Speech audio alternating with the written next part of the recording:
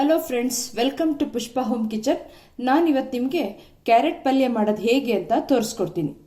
ಇದಕ್ಕೆ ಬೇಕಾಗಿರುವ ಇಂಗ್ರೀಡಿಯೆಂಟ್ಸ್ಗಳು: ತುರಿದಿಟ್ಟಿರೋ ಕ್ಯಾರೆಟು, ಕಡಲೆಬೇಳೆ, ಗ್ರೀನ್ ಚಿಲ್ಲಿ, ಕಟ್ ಮಾಡಿ ಇಟ್ಕೊಟ್ಟಿರೋ ಆನಿಯನ್ನು, ಕರಿ ಲೀವ್ಸು. ಪ್ಯಾನ್ಗೆ ಆಯಿಲ್ ಹಾಕ್ಕೊಳ್ಳಿ. ಆಯಿಲ್ ಬಿಸಿ ಆದಮೇಲೆ ಮಸ್ಟರ್ಡ್ ಹಾಕ್ಕೊಳ್ಳಿ, ಜೀರಾ, ಕಟ್ ಮಾಡಿ ಇಟ್ಕೊಂಡಿರೋ ಆನಿಯನ್ನು,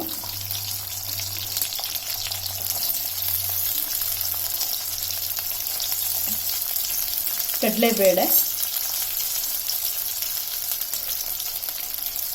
ಇಷ್ಟನ್ನು ಫ್ರೈ ಮಾಡಿ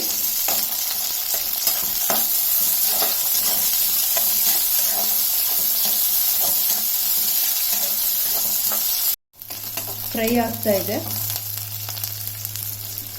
ಕಟ್ ಮಾಡಿಟ್ಟಿರೋ ಗ್ರೀನ್ ಚಿಲ್ಲಿ, ಕರಿ ಲೀವ್ಸ್ನ ಆ್ಯಡ್ ಮಾಡಿ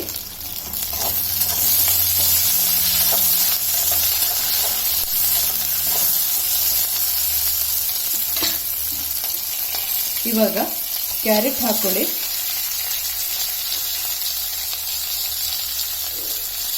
ಸ್ವಲ್ಪ ಸಾಲ್ಟ್ ಆ್ಯಡ್ ಮಾಡಿ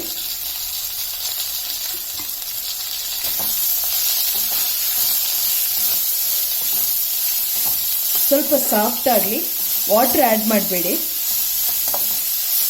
ಕ್ಯಾರೆಟ್ ಪಲ್ಯ ರೆಡಿಯಾಗಿದೆ.